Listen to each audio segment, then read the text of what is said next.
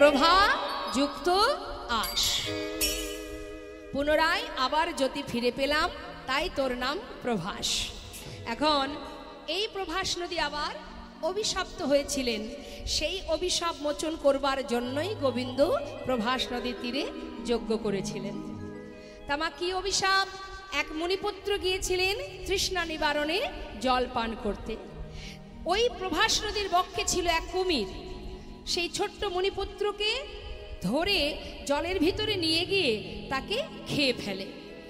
সঙ্গে সঙ্গে অন্যান্য মুনিপুত্ররা মুনিবরের কাছে গিয়ে যখন বললেন যে আমাদের বন্ধু সে জলে ডুবে মারা গেছে, খবর পেয়ে সেই মুনিবর এসে উপস্থিত, এসে বললেন তুই আমার পুত্রকে প্রাণে মেরেছিস, আমার পুত্রকে প্রাণে মেরেছিস, আমি তোকে অভিশাপ দেব।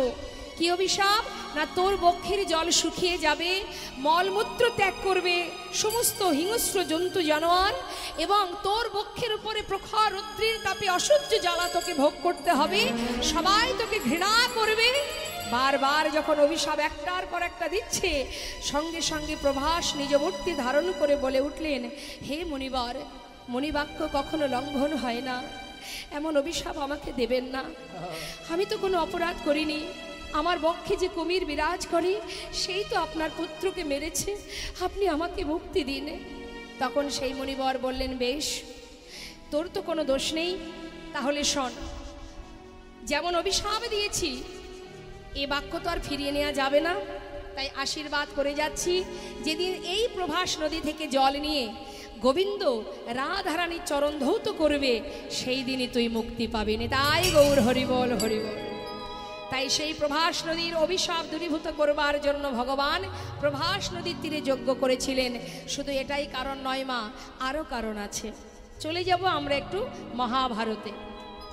মহাভারতে কুরুক্ষেত্রে যুদ্ধের পর হস্তিনাপুরে রাজা হয়েছিলেন ধর্মরাজ যুধিষ্ঠির।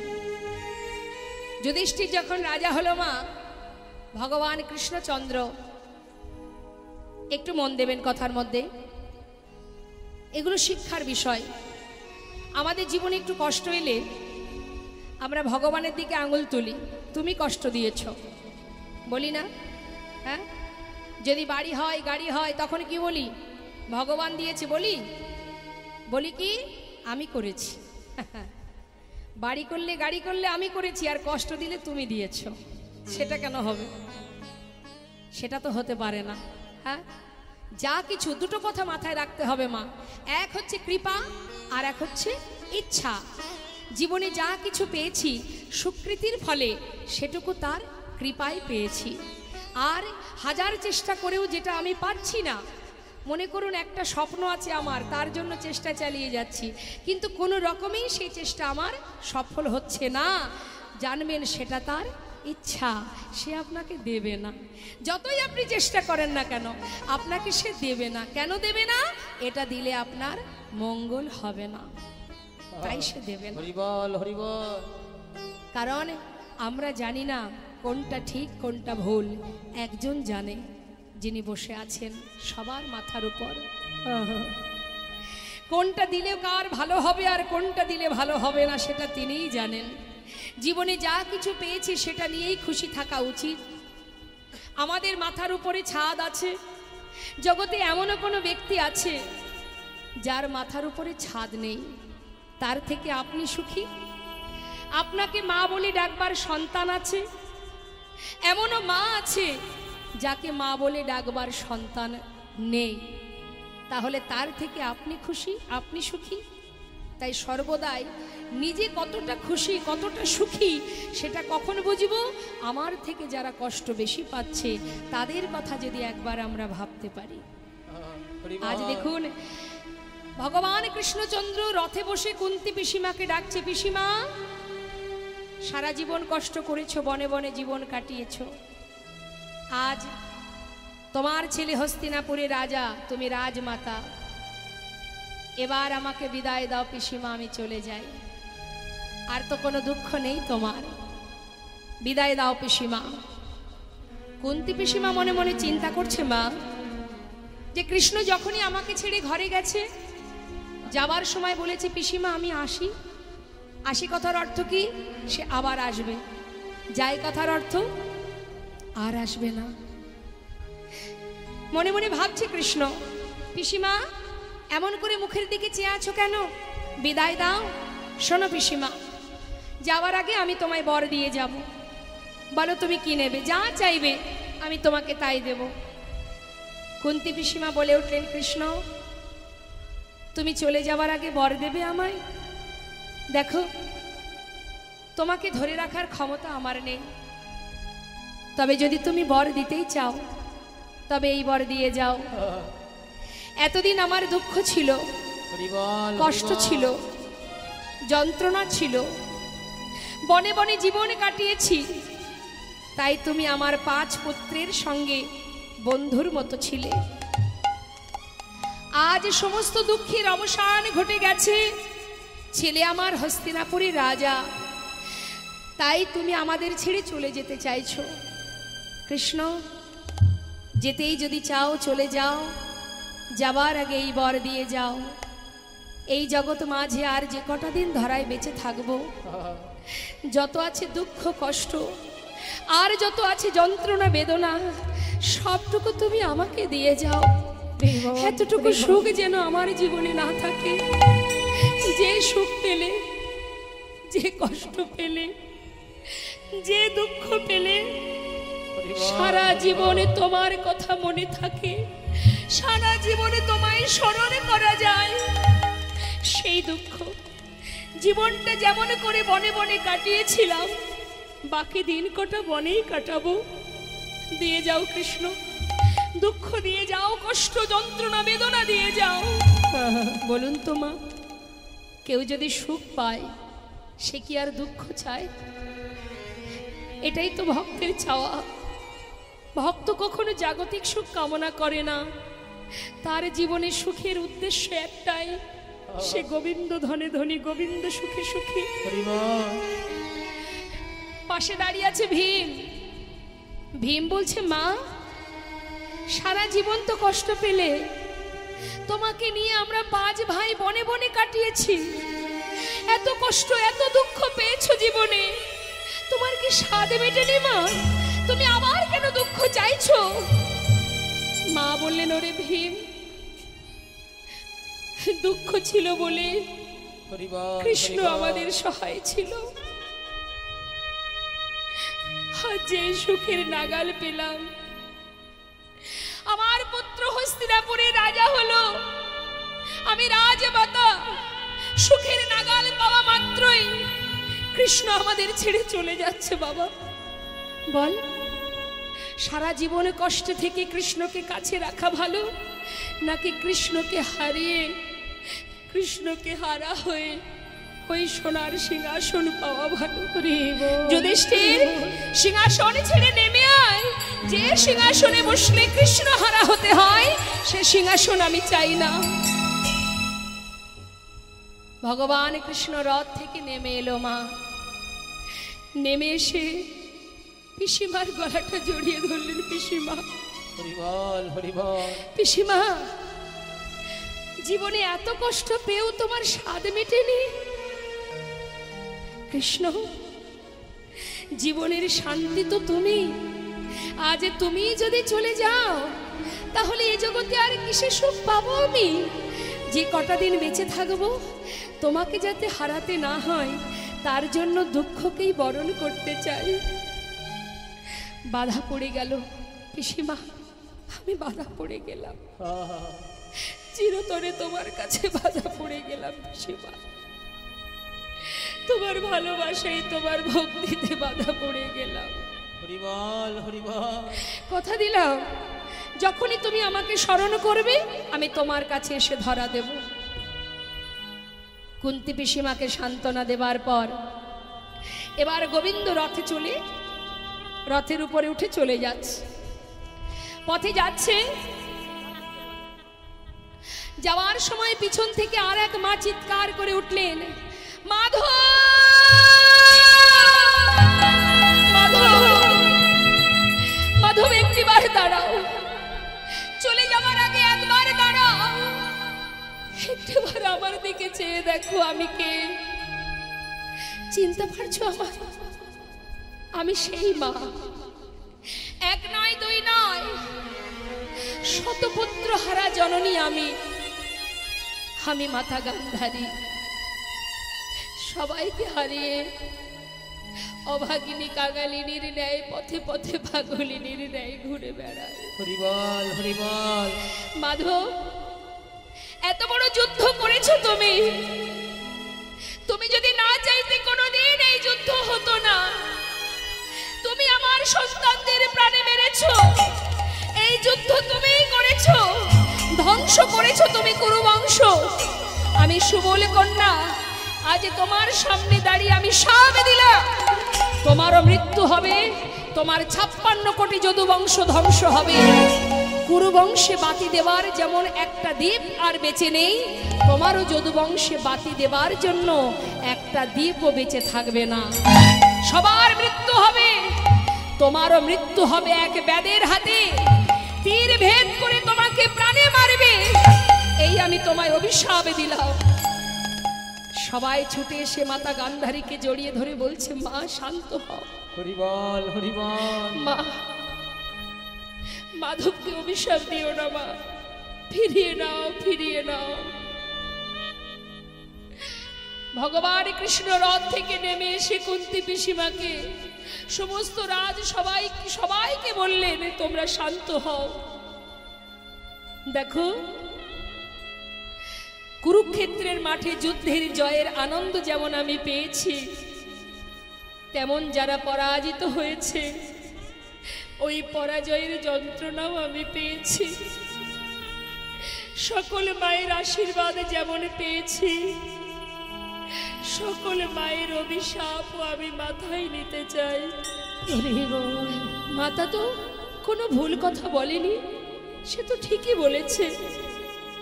তোমরা কেউ বাধা দিও না মা, তোমার কথাই সত্য হবে, তুমি যা বলেছ সেটাই ঘটবে। আমি তোমার কাছে কথা দিয়ে গেলাম। সেই 56 কোটি যদুবংশ মা, ভগবানের সন্তান, তারা সবাই যখন বড় হলো, প্রত্যেকটি ছেলে পরিপূর্ণ যৌবন বয়স, গুরুজনকে সম্মান করে না, শ্রদ্ধা ভক্তি করে না, এমন সন্তান যখন হলো, তাদের মধ্যে একটি সন্তান অনেকটা মেয়েদের মতো দেখতে, যার নাম শাম্ভ। এই শাম্ভকে মেয়েদের মতো দেখতে বলে অন্যান্য শিশুরা সুন্দর করে কাপড় পরিয়ে পেটের উপরে একটা কড়া বেঁধে জঙ্গলে যারা মনি ঋষি ধ্যান তপস্যায় মগ্ন থাকে তাদের কাছে গিয়ে ডাকছে, ও মনিবর, মনিবর, তোমরা তো যুগ যুগ ধরে সাধনা করছো, বলতে পারো এর গর্ভে কে জন্ম নেবে?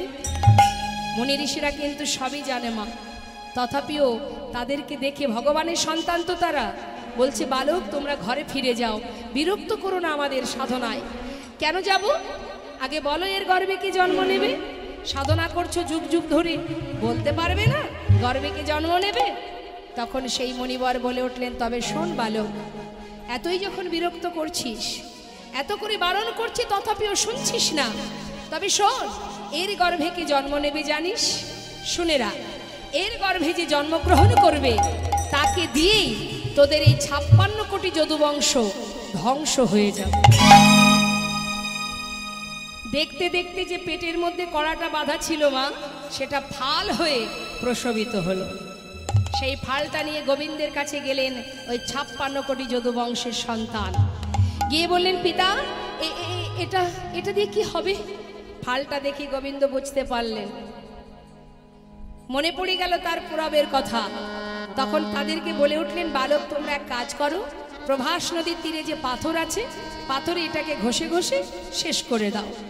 সবাই মিলে প্রভাস নদীর তীরে গিয়ে যখন পাথরে ঘষছে মা, যত ঘষছে তত ফেনা বাহির হচ্ছে, আর ওই ফেনাগুলো নদীর ধার দিয়ে দিয়ে যাচ্ছে, আর সেখান থেকে নল খাগড়ার গাছ জন্ম নিচ্ছে।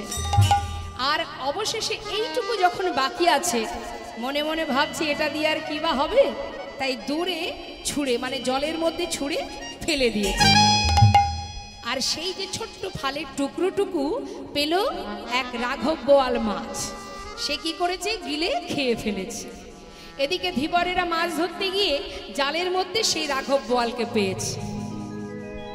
ঘরে এসে যখন মাছটাকে কর্তন করেছে, সঙ্গে সঙ্গে পেটের ভিতর থেকে সেই ফালটা আবার বেরিয়ে এসেছে।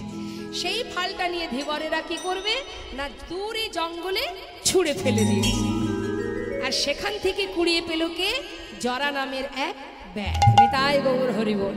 দেখুন ভগবানের কি লীলা বাবা। এবার সেই ফালটা ওই যে জরা নামের ব্যাধ, সে তো পাখি ধরে, তীর ভেদ করে পাখি মারে।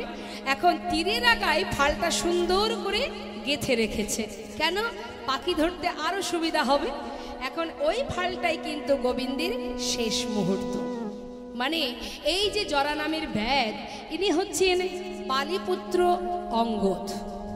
যেদিন রামচন্দ্র সীতাকে উদ্ধার করবার জন্য বালির পিছন থেকে তীর মেরে হত্যা করেছিল, অঙ্গদ কিন্তু জানতো না। মা সীতাকে উদ্ধার করবার পর অঙ্গদকে বলেছিলেন প্রভু রামচন্দ্র, অঙ্গদ, তুমি যেভাবে আমাকে সেবা করেছো, আমি তোমার সেবায় সন্তুষ্ট, তাই আমি তোমায় বর দিতে চাই। তুমি কি বর নেবে বলো। অঙ্গদ বলেছিলেন, হে দয়াময়, যদি তুমি বর দেবে তো এই বর দিয়ে যাও, বিনা যুদ্ধে বিনা কারণে পিছন থেকে তীর মেরে যে আমার পিতাকে হত্যা করেছে, আমিও তাকে তীর ভেদ করে হত্যা করতে চাই। হরি বল। ভগবান বললেন তথাস্তু, তাই হবে। তাহলে এবার ভাবুন, মা সীতাকে উদ্ধার করবার কারণে, সবই ভগবানের লীলা। মা সীতাকে উদ্ধার করবার জন্য প্রভু আমার পিছন থেকে বালিকে হত্যা করেছিলেন বলেই আজকে নিজের কর্মের জন্য বালি পুত্র অঙ্গদ যে স্বপ্ন, যে আশা পূরণ করতে চাইলেন, ভগবান বললেন তথাস্তু। অর্থাৎ ভগবান কোনো কর্ম করে যদি তার সাজা নিতে চায়, আমরা তো জানতে অজান্তে অপরাধ করে যাচ্ছি, আমরা কেন সাজা পাবো না? আমাদেরও সাজা পেতে হবে। তাই আজ সেই যে 56 কোটি যদুবংশ, ভগবান কৃষ্ণ বললেন যে এই 56 কোটি যদুবংশ তারা প্রভাস নদীর তীরে যাবে। তাদের মধ্যে প্রথমে হবে মুখে মুখে কথা কাটাকাটি, তারপরে হবে হাতাহাতি, তারপরে হবে লাঠালাঠি। এবার লাঠি কোথায় পাবে? নদীর ধারে, ওই যে নলখাগড়ার গাছ, একটা করে তুলে যে যাকে মারবে সেই সেখানে প্রাণ হারাবে। এইভাবে 56 কোটি যদুবংশ ধ্বংস হবে। আর লীলা সমাপ্ত করবার পর ভগবান নিম গাছের ডালে বসে থাকবেন, চরণটা দুলবে তার। আর ওই জরা নামের ব্যাগ মাছরাঙা পাখি ভেবে যখনই তীর মারবে, গোবিন্দ ভূমিতে পতিত হবে। নিতাই গৌর হরি বল, হরি বল। সব কিছু সুন্দর করে পরিকল্পনা করে নিয়ে এবার গোবিন্দ বৃন্দাবন ছেড়ে চলে গেলেন দ্বারকায়। দ্বারকায় গিয়ে তিনি রাজা হয়ে আছেন। আর এদিকে কি হলো মা, বৃন্দাবনের কেমন অবস্থা আমরা পদাবলিতে, একটা পদাবলিতে আস্বাদন করব। সবাই কৃষ্ণ বিরহে কাতর, কৃষ্ণ ছাড়া বৃন্দাবন অন্ধকার। সবাই গোবিন্দকে ভালোবাসে। রাধারানী আমার চোখের জলে মৃত্তিকা ভিজিয়ে তার উপরে চিত্র অঙ্কন করছে। কার? গোবিন্দের। জয় রাধে। চিত্র অঙ্কন করেন তো আপনারা? এখানে অনেকেই আছে যারা চিত্র অঙ্কন করে, মানে ছবি আঁকেন। হ্যাঁ, কই দেখি কি, একটু হাত তুলে দেখান। ছবি আঁকেন কে? আচ্ছা, তোরা আঁকিস, বা ভালো কথা। আচ্ছা বল দেখি, মানুষের ছবি আঁকতে গেলে শুরু করতে হয় কোথা থেকে? মস্তক থেকে না চরণ থেকে? না কোথা থেকে শুরু করতে হয়? মাথা থেকে। মাথা থেকেও শুরু করা যায়, আবার চরণ থেকেও শুরু করা যায়, তাই তো? তার চিত্র অঙ্কনের নিয়ম হচ্ছে হয় মস্তক না হলে চরণ। কিন্তু আমার রাধারানী তিনি চোখের জলে মৃত্তিকা ভিজিয়ে, মাটিটাকে ভিজিয়ে গোবিন্দের চিত্র অঙ্কন করছে। মা কিভাবে আঁকছে আমরা মনোযোগ সহকারে আস্বাদন করব। কৃষ্ণ কৃষ্ণ বলি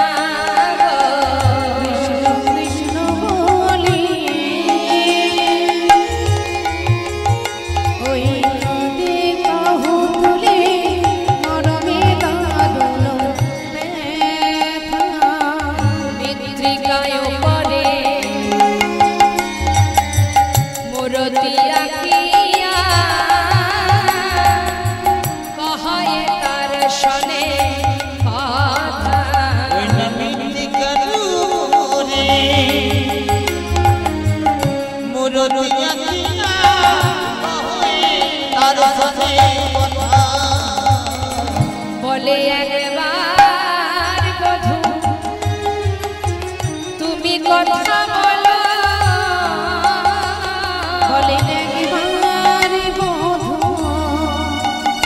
তুমি কথা বলো ফিরে আসো কিবা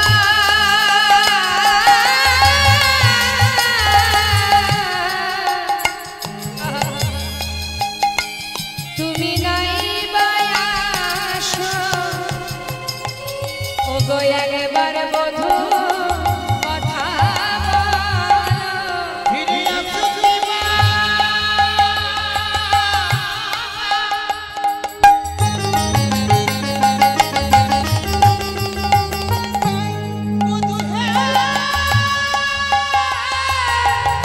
হরি বল হরি বল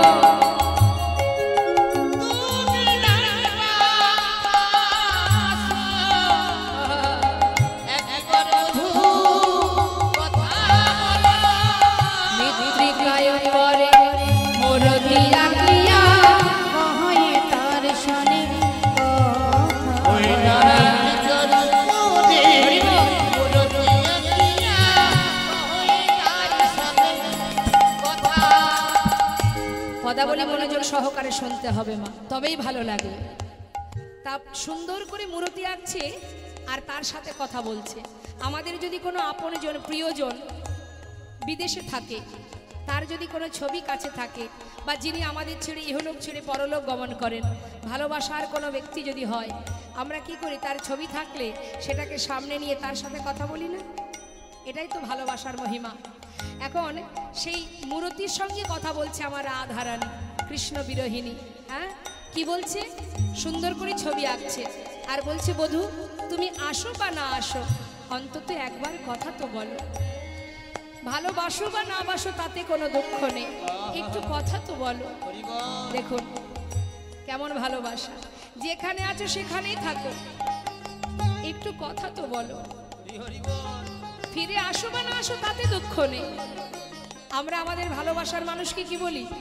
যা রাধে, যাকে আমরা খুব ভালোবাসি তাকে কি বলি? এই শোনো, এখানে যাবে না, ওখানে যাবে না, ওর দিকে তাকাবে না, তাই না? বলি না? বলি তো, একদম ওই দিকে তাকাবে না, ওইখানে যাবে না। চিন্তা করুন, এটা কিন্তু ভালোবাসা নয়। আর ভালোবাসা কাকে বলে? আমার রাধারানী কি বলছেন? তুমি ফিরে আসো বা না আসো তাতে কোনো দুঃখ নেই, শুধু একটু কথা বলো বধূ, একবার কথা বলো। ছবি আঁকছে কিভাবে? আগে কোমরটা এঁকেছে, কোমরটা আগে আঁকছে মা। আঁকি আসে কোটি পরা ঘটি কতনা যতনা করি,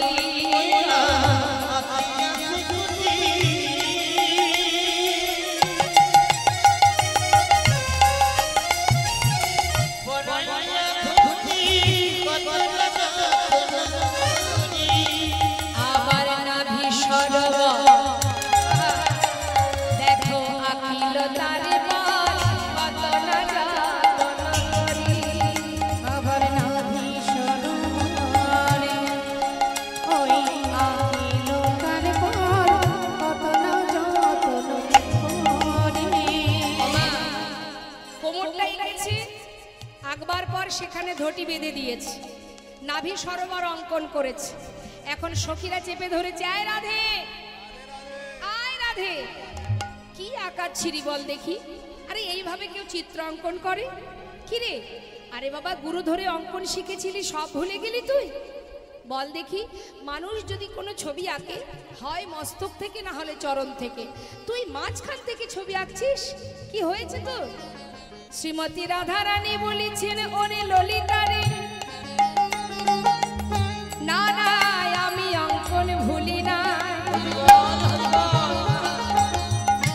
যদি আমি বধুর বদন আঁকি, আমার পরার বধুর জোড়া ভুরু বাঁকা নয়ন,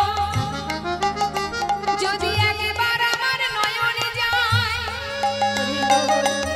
আমি আর অঙ্কনে পারব না রে। তাহলে চরণ থেকে আঁকিসনি কেন?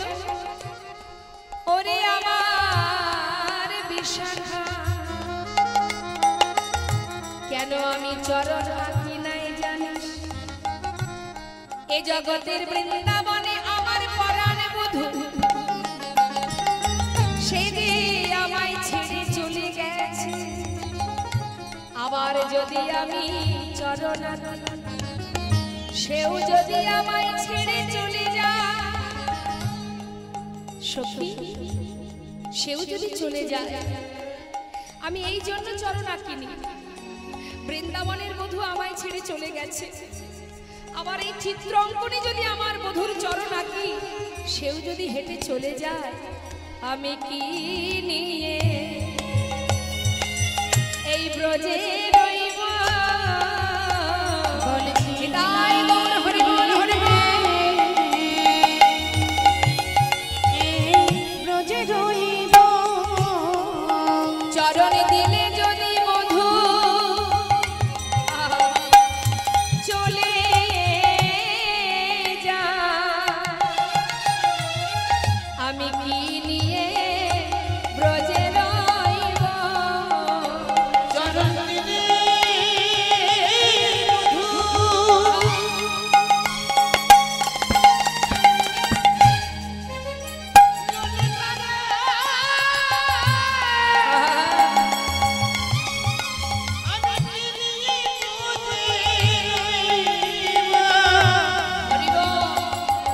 কি নিয়ে ব্রজে রইব।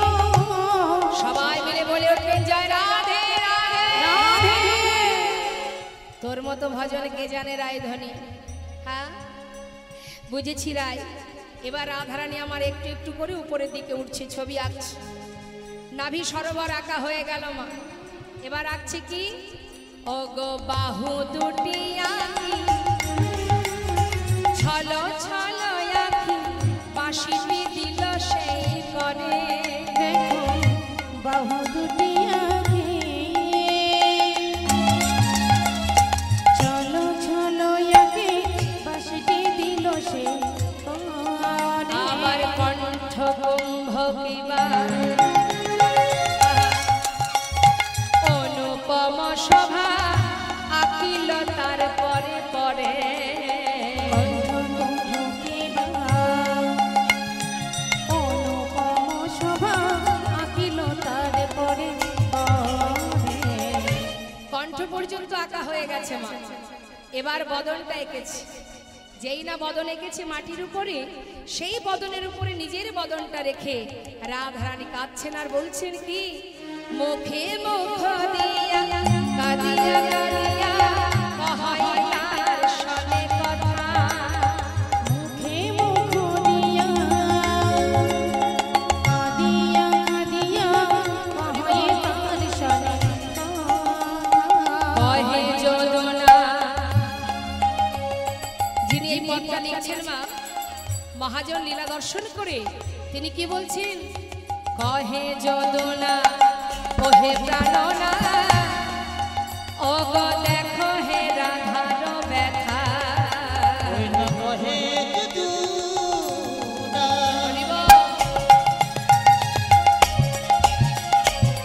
ওহে প্রাণনা, দেখো না রাধার ব্যথা। তুমি একবার এসে ও গো দেখে যাও, তুমি একবার এসে দেখে যাও গো রাধারানী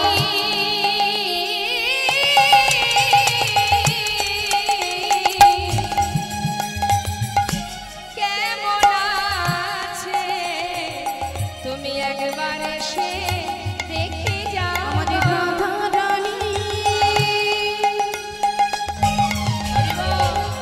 কেমন আছে, তুমি একবার এসে দেখে যাও গো। কহে যোদনা কহে প্রাণনা, দেখো হে রাধা হৃদয় মোর হরে ওই না বল। কহে যদুনা, ওহে প্রাণনা, দেখো না রাধার ব্যথা। কৃষ্ণ বিরোহিনী রাধারানী এদিকে কৃষ্ণ নাম অঙ্কিত করে কৃষ্ণ মূর্তি অঙ্কন করে কাঁদছে। আর দেবর্ষি নারদ হঠাৎ মনে মনে ভাবলেন, বহুদিন হয়েছে সাধু সঙ্গ করিনি, যাই একবার একটু বৃন্দাবনে গিয়ে সাধু সঙ্গ করে আসি। সাধু সঙ্গ করতে কেনা ভালোবাসে মা, তাই যাচ্ছে দেবর্ষি নারদ সাধু সঙ্গ করবার জন্য। মহাজন পদাবলিতে লিখছেন, বিধির নন্দনয়া যে চিন্তা মনে মনে, বিধির নন্দনয়া যে চিন্তা মনে মনে,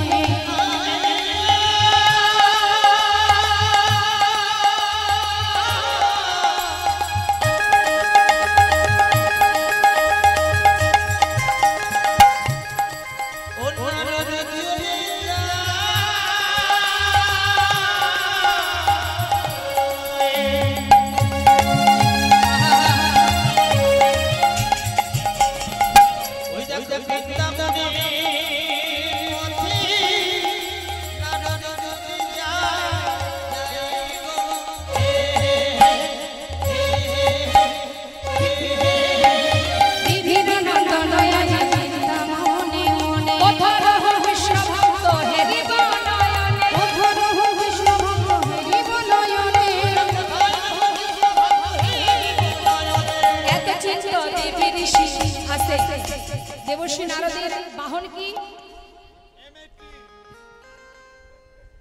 মায়েরা বলুন, এইদিকে আমার মায়েদের বলুন। আমা আপনাদের কাছে জিজ্ঞাসা করছি,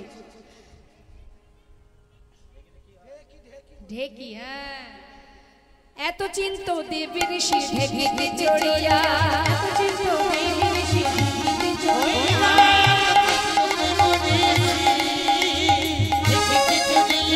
দেখিতে দেখিতে যাই উলসিত হইয়া, দেখিতে দেখিতে যাই উলসিত হইয়া, আনন্দ ধরে না, আনন্দ ধরে না, ধরে না, মনের আনন্দে যাচ্ছে কেন? অগ সাধু সঙ্গ পাবে বলে আনন্দ ধরে না, সাধু সঙ্গ পাবে বলে আনন্দ ধরে না,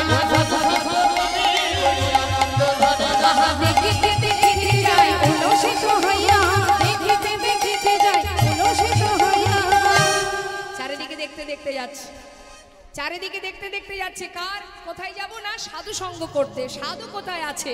বৃন্দাবনের পথে যাচ্ছে, চারিদিকে লক্ষ্য দিতে দিতে হঠাৎ যখন বৃন্দাবনের কাছাকাছি মা কাছাকাছি এসে গেছে, সাধু সঙ্গ করবে, ভক্ত সঙ্গ করবে, বৃন্দাবনে যাচ্ছে, একটু আগে একটা তাপ এসে তার গায়ে লেগেছে।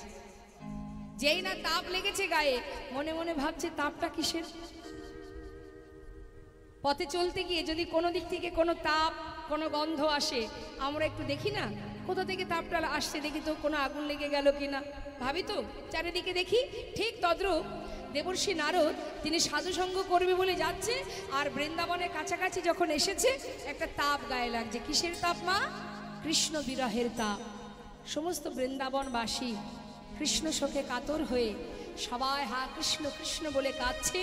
ওই যে শোক, ওই যে দুঃখ যন্ত্রণা, তার একটা তাপ আছে, বিরহের একটা তাপ আছে, সেই তাপ দেবর্ষি নারদের অঙ্গে লেগেছে। জয় রাধে। আজ এই সবাই এসেছেন আপনারা সাধু সঙ্গ করতে, ভক্ত সঙ্গ করতে। সাধু সঙ্গের একটা মহিমা আছে মা। হাজারো হাজারো অপরাধ দূরীভূত হয়ে যায় যদি সাধু সঙ্গ করা যায়, ভক্তের চরণধুলি অঙ্গে মাখা যায়। শাস্ত্রে বললেন সাধু সঙ্গ সর্বশাস্ত্রে কয়, লব মাত্র সাধু সঙ্গে সর্বসিদ্ধি হয়। তা সাধু সঙ্গ করতে গেলে শুদ্ধ ভক্তি ভরে যদি কেউ সাধুর চরণধুলি অঙ্গে মাখতে পারে। এই দেখুন এখানে যেমন গল্প হচ্ছে, দেখুন কোনো দিকে গল্প হচ্ছে না। এদিকে আমার মায়েরা আছেন, এদিকেও আছেন, যত গল্প সব এই দিকে। লীলা শেষ হয়ে যাবে কিন্তু গল্প শেষ হবে না। দিবস রজনী আবল তাবল পাঁচাল পড়িতে পারো, তাহারও ভিতরে একবারও গোবিন্দ বলিতে নারো।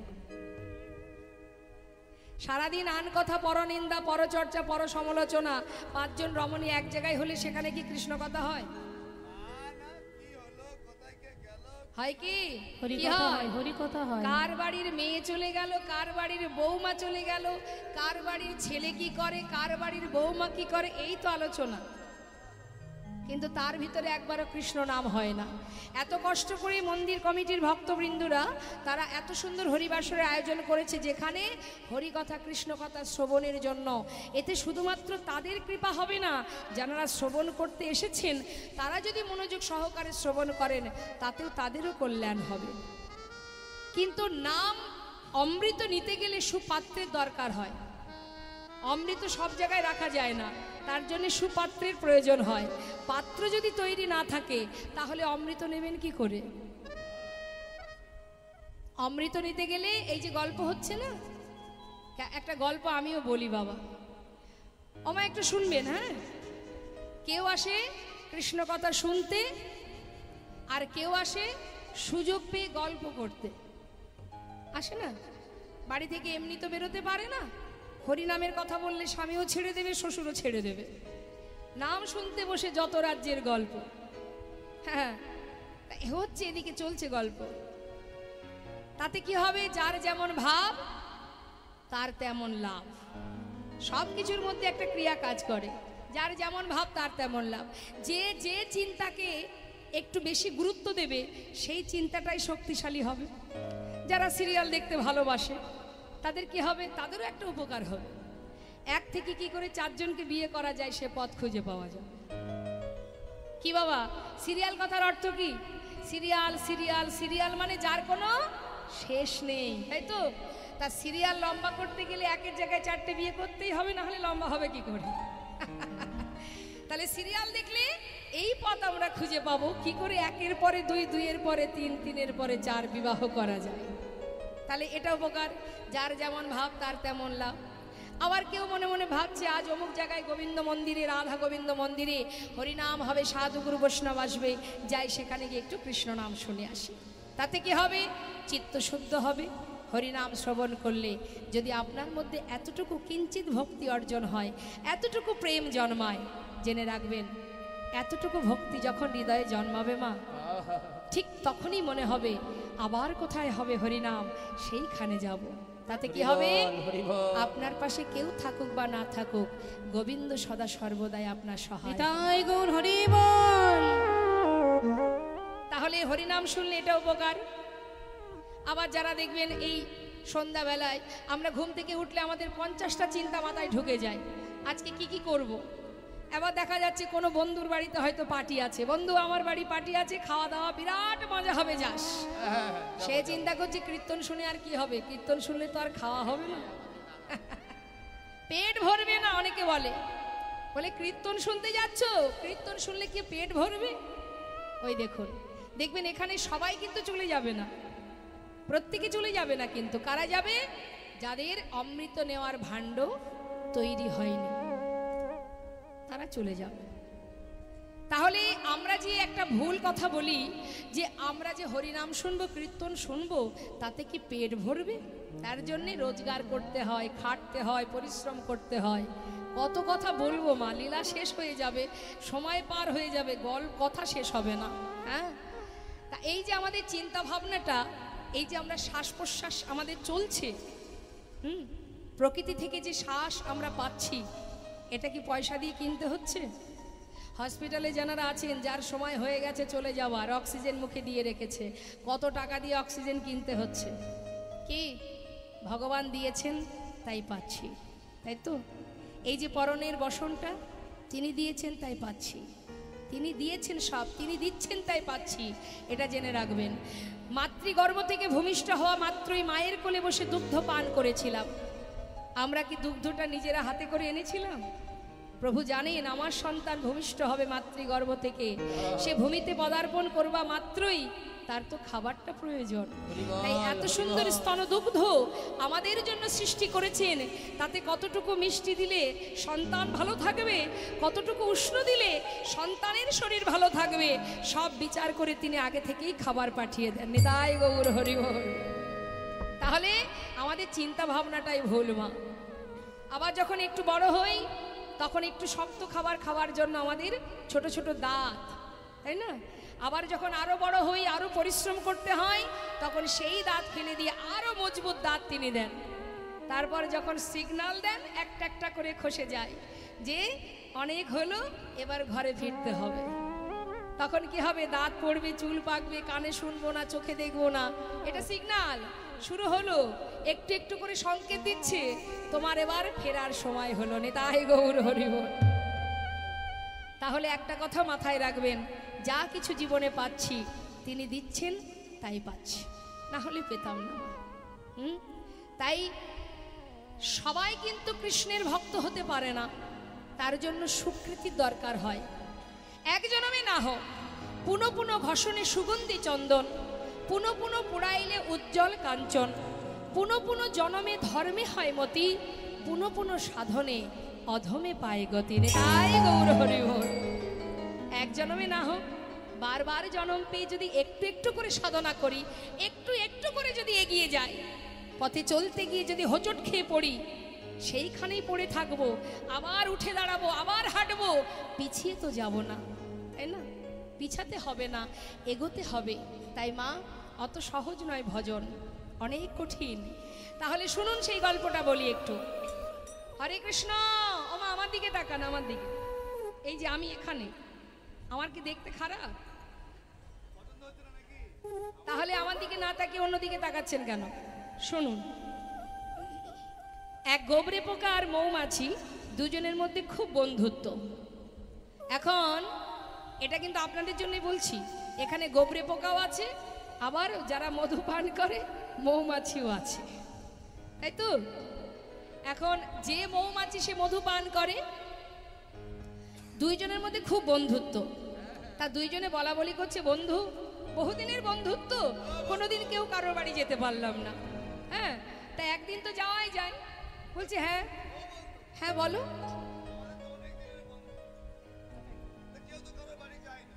তাহলে যাওয়াই যা। তাহলে কে আগে কার বাড়ি যাবে? হ্যাঁ, তোমার বাড়ি যাব। মৌমাছি চিন্তা করছে, গোবরে পোকার বাড়ি যদি যায়, গোবরে পোকা কি খায়, তাহলে ওর বাড়ি যাওয়া মানে তো গোবর খেয়ে মরতে হবে। তার থেকে ওকে আগে আমার বাড়ি নিয়ে যায়। বলছে বন্ধু, এক কাজ করি, তোমার বাড়ি কাল যাব, আজ তুমি আমার বাড়িতে চলো। তা গোবরে পোকা বলছে বেশ তাই হোক। এখন গোবরে পোকা সুন্দর করে বন্ধুর সঙ্গে গুছিয়ে যাত্রা করেছে। এখন মৌমাছির বাড়ি কোথায়? সুন্দর একটা সরোবরে অনেক ফুল ফুটে আছে, সেখানে গিয়ে বলছে বন্ধু, এইটা হলো আমার বাড়ি, দেখো, দেখেছো, এই হলো আমার ঘর, এটাই আমার ঠিকানা, এটাই আমার বাড়ি। তা নাও বন্ধু, এসেছো যখন আমার বাড়ি, কোনো এক ফুলে বসে তুমি মধু পান করো, আমি এক ফুলে বসে মধু পান করি। এসেছো তুমি আমার বাড়িতে, কিছু তো সেবা দিতে হবে। তা বন্ধুকে বসিয়েছে এক ফুলে, আর মৌমাছি বসেছে আর এক ফুলে। মধু পান চলছে মা। মধু পান করতে করতে কিছুক্ষণ পর মৌমাছি ডাকছে, বন্ধু, ও বন্ধু, মধু পান করছো তো? ভালো লাগছে?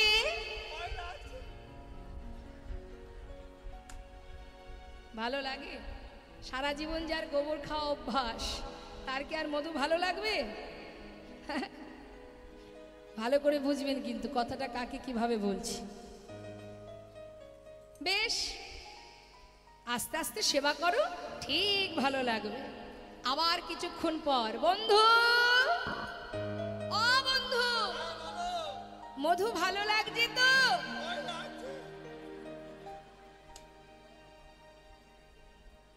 ভালো লাগছে না? কেমন মনে হচ্ছে?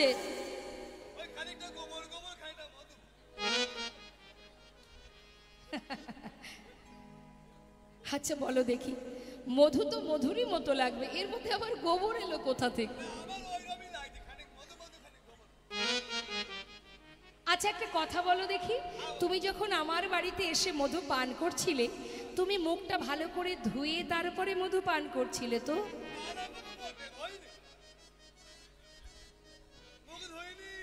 মুখ ধোনি? বেশ, তাহলে আর কি হবে? হ্যাঁ, আর একটা কাজ কি করেছো? হ্যাঁ, আমি মনে মনে ভাবলাম তোমার বাড়ির খাবার যদি আমার পছন্দ না, আচ্ছা, তাই আমার বাড়ির খাবার খালি মুখে নিয়ে তার মানে মুখের মধ্যে গোবর আর মধু পান করছে। এখন গোবরের মধ্যে যদি মধু ঢুকে যায় তাহলে কিছু গোবর গোবর কিছু মধু মধু তো মনে হবে। হরি বল। এই জন্যই তো তুমি মধুর স্বাদ পাচ্ছ না বন্ধু। হ্যাঁ, বলি মধু যদি পান করতে হয়, এটাই হচ্ছে সাধু সঙ্গের মহিমামা। শিখিয়ে দিচ্ছে মধু যদি পান করতে চাও, মধুর স্বাদ যদি বুঝতে চাও, তাহলে মুখের ভিতর থেকে সমস্ত নোংরা পরিষ্কার করে ভালো করে মুখ ধুয়ে তারপরে ফুলে বসে মধু পান করো। হরি বল, হরি বল। যেই না বলেছে গবরি পোকা মৌমাছির কথা মতো ভালো করে সরোবরে নিজের মুখটা ধুয়ে এবার ফুলে বসেছে মধু পান করতে। মধু পান করছে মা, ঘন্টার পর ঘন্টা পার হয়ে যায়। দেখতে দেখতে দিনের আলো শেষ, সন্ধ্যা হতে চলল। হরি বল, হরি বল। মৌমাছি বন্ধুকে খুঁজে না পেয়ে ডাকতে শুরু করেছে, বন্ধু, বন্ধু, বন্ধু তুমি কোথায়? বন্ধু তুমি কোথায়? হরি বল। ওই দেখো সূর্য অস্ত গেছে, এক্ষুনি ফুলের পাপড়ি বন্ধ হয়ে যাবে। বন্ধু তুমি ফুল থেকে উঠে এসো। বন্ধু তুমি কোথায় গেলে? হঠাৎ ফুলের ভিতর থেকে চিৎকার করে গোবরে পোকা বলে উঠলো, না, ডেকো না আমায়, এমন করে ডেকো না। হরি বল, হরি বল। আজ যখন এনেছো তোমার ঘরে, আমাকে মধু পান করতে দাও। এমন করে বারবার আমাকে ডেকো না, মধু পান করছি। বন্ধু তুমি উঠে এসো, বন্ধু তুমি উঠে এসো, আর মধু পান করো না, তুমি উঠে এসো না। কেন বারবার ডাকছো? আমাকে মধু পান করতে দাও। হরি বল, হরি বল। ফুলের ভিতরে বসে মধু পান করছে। পান করতে করতে মা ফুলের পাপড়ি যখন বন্ধ হয়ে গেছে, ফুলের মধ্যে গোবরে পোকা বাধা পড়ে গেল। হরি বল। ফুলের মধু পান করতে করতে কখন যে মধুর নেশায় বিভোর হয়ে গেছে, আর কোনো দিকে তার কোনো লক্ষ্য নেই। ফুলের মধ্যে আটকে গেছে। সকাল হতে না হতেই মৌমাছি সরোবরের পাশে তীরে একটা গাছের ডালে সারা রাত বন্ধুর জন্য অপেক্ষা করে সকালবেলা দেখছে এক সাধু ফুলের সাজি হাতে নিয়ে সরোবরে ফুল তুলতে এসেছে।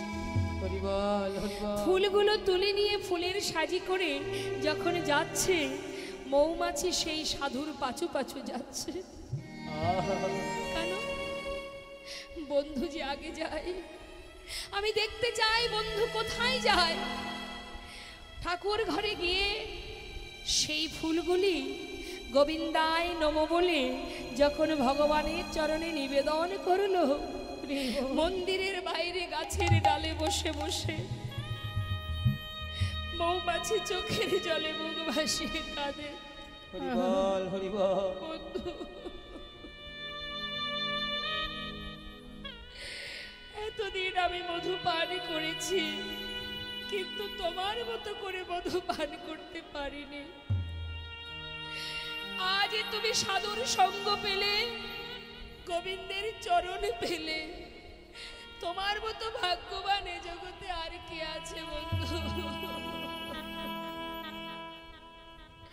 সারা রাত ঠাকুর ঘরের দিকে তাকিয়ে তাকিয়ে নিশি প্রভাত করলো মৌমাছি। সকালবেলা যখনই সেই সাধু ঘুম থেকে উঠেছে, ঠাকুর ঘর থেকে সেই ফুলগুলো নিয়ে আবার ছুটে গেল, সুরধনী গঙ্গার জলে ভাসিয়ে দিল। মৌমাছি দূর থেকে দেখলো যে বন্ধু গঙ্গার জলে ভেসে যায়। মৌমাছি কাঁদছে, মা, হে কেমন ভক্তি, কেমন ভালোবাসা, হরি বল, হরি যে বল। ভক্তি ভরে আমি সেবা করিনি কোনোদিন, ভক্তি ভরে ভালোবেসে যদি মধুর স্বাদ কেউ পায়, সেই তো গোবিন্দ চরণে পৌঁছায়। তাই গো হরি বল হরি বল। শাস্ত্রে বললেন, ভক্তি রাজ্যে প্রবেশ করতে গেলে সাধুর সঙ্গ করো। ভগবান সব দিয়েছেন আমাদের, কিন্তু আমরা সার কোনটি অসার কোনটি আজও বুঝে উঠতে পারলাম না। তাই আজ দেবর্ষি নারদ তিনি সাধু সঙ্গ করবে বলে বৃন্দাবনে যখন এলেন মা, এসে দেখছে বৃন্দাবনে সবাই শোকে কাতর, সবাই কৃষ্ণ কৃষ্ণ বলে কাঁদছে। দেবর্ষি নারদ মনে মনে ভাবলেন, এতদিন ভেবেছিলাম আমি বোধহয় গোবিন্দের প্রিয় ভক্ত, আমি বোধহয় প্রভুর একমাত্র ভক্ত, আমার মতো ভক্ত আর কেউ নাই। কিন্তু আজ বৃন্দাবনে না এলে আমি তো জানতে পারতাম না যে আমার থেকে বড় ভক্ত এই বৃন্দাবনে আছে, যারা কৃষ্ণ বিরহে কাঁদছে। হে গোবিন্দ, তুমি সবাইকে কাঁদিয়ে দ্বারকায় রাজা হয়ে বেশ সুখে দিন কাটাচ্ছ, আমিও দেখতে চাই। আমার নাম দেবর্ষি নারদ, আজ আমি নিজে গিয়ে দেখব যে তুমি সবাইকে কাঁদিয়ে কত সুখে দিন কাটাচ্ছ। দেবর্ষি নারদ দেরি না করে বৃন্দাবনে ইহানো দুরবস্থা দেখে নিজের বীণাকে বলে উঠলেন, চল বীণা, যাব আমরা দ্বারকায়, গিয়ে দেখব আমাদের প্রভু কেমন সুখে আছে। বীণাকে বললেন, ওরে বীণা, এতদিন যার নাম করেছিস সেই নাম ভুলে যা, যে নাম করলে কাঁদতে হয় সে নাম আর করবি না। আজ থেকে তুই নাম করবি রাধা নাম। বলো বলো যন্ত্র রাধা নাম মন্ত্র, বলো বলো যন্ত্র রাধা নামে মন্ত্র, বলো বলো যন্ত্র রাধা নাম মন্ত্র, যাগ যজ্ঞ ব্রত পূজা কিছু নাহি বলো বলো যন্ত্র রাধা নামে মন্ত্র,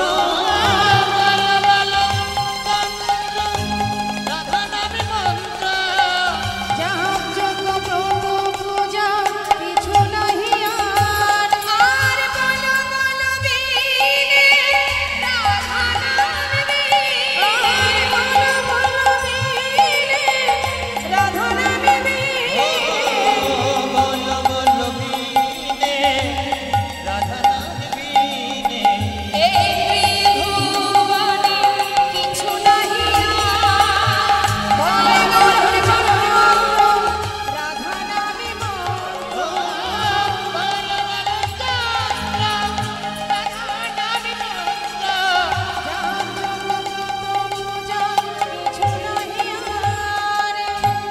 ওরে বিনা, আজ থেকে রাধা নাম কর।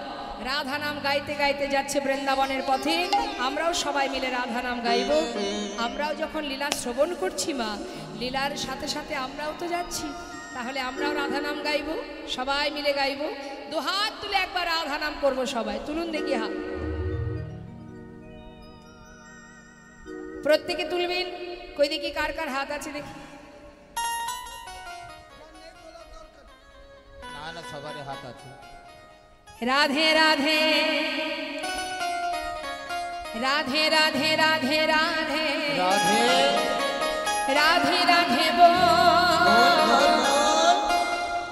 রাধে রাধে রাধে রাধে রাধে রাধে বল, রাধে রাধে রাধে রাধে রাধে রাধে বল, রাধে রাধে রাধে রাধে রাধে রাধে বল।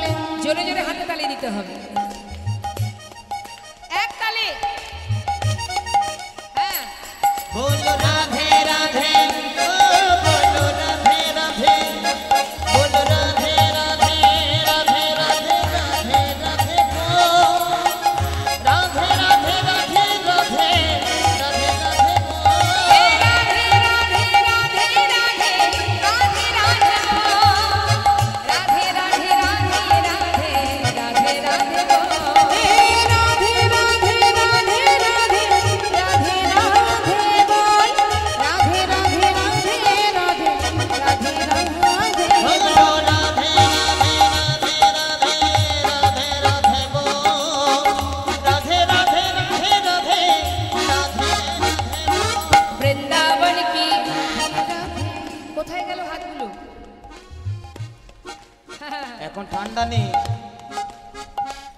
সবাই তো হাতে তালি দিচ্ছেন না, একটু তুলে হাতটা তুলে।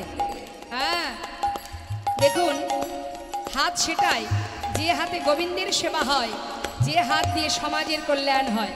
হ্যাঁ দু হাত তুলে বৃন্দাবন কি, জোরে জোরে বলবে, আরে জোরে। হ্যাঁ বৃন্দাবন কি, আরে একটু জোর হবে, কেমন গলা ছেড়ে। বৃন্দাবন কি, যমুনা মাই কি, রাধা কুণ্ড কি, শ্যাম কুণ্ড কি, গোবিন্দ কুণ্ড কি, বিলাস বন কি, মধুবন কি, মৃদুবন কি, কেশী ঘাট কি, বংশী বন কি, মোহন বন কি, মাধবী বন কি, লৌহ বন কি, তাম্র বন কি, তামাল বন কি, কেশী ঘাট কি, বংশী বন কি, মোহন বন কি, आगे पीछे दाहिने बाएं बोले बोले में ऊपर नीचे बोलो राधे राधे राधे राधे राधे राधे बोल राधे राधे राधे राधे राधे राधे बोल राधे राधे राधे राधे राधे राधे बोल बोलो राधे राधे राधे राधे राधे राधे बोल राधे राधे राधे राधे राधे राधे बोल राधे राधे राधे राधे राधे राधे बोल राधे राधे राधे राधे राधे राधे बोल राधा रानी की, वृषभानुराज नंदिनी की, अष्टसखी शिरोमणि की जय राधे राधे। যে রাধা নাম শুনলে আমার গোবিন্দ নিজেকে স্থির করে ফেলে। রাধা, রা শব্দে গোবিন্দ, যেই রা শব্দটা শ্রবণ করে নিজেকে স্থির করে, আর ধা কথাটা শোনা মাত্রই সেই ভক্তের পাচু পাচু তিনি ধেয়ে যান। আর যেই না রাধা নাম শুনেছে দ্বারকায়, সোনার সিংহাসন পরিত্যাগ করে ছুটতে ছুটতে তিনি পথে এসে চিৎকার করে দেখছে আর ডাকছে, ওরে কে সোনালো রে রাধা না, কে সোনালো রে। এই না কে সোনালো রে রাধা না, কে সোনালো রে রাধা না, কে সোনালো রে, রাধা না, কে সোনালো রে। ওরে কে সোনালো রে রাধা না, কে সোনালো রে ও যার নাম শুনে এ প্রাণ আমার, যার নাম শুনে, যার নাম শুনে এ প্রাণ যার নাম শুনে প্রাণ আমার আকুলি কইল রে রাধা না, কে সোনালো রে রাধা না, কে সোনালো রে রাধা না, কে সোনালো রে। পথের ধারে দেবর্ষিকে দর্শন করে করজোড়ে বলে উঠলেন মণিবর, দেবর্ষি তুমি এসেছো, আমার বিশ্বাস তুমি বৃন্দাবন থেকে এসেছো।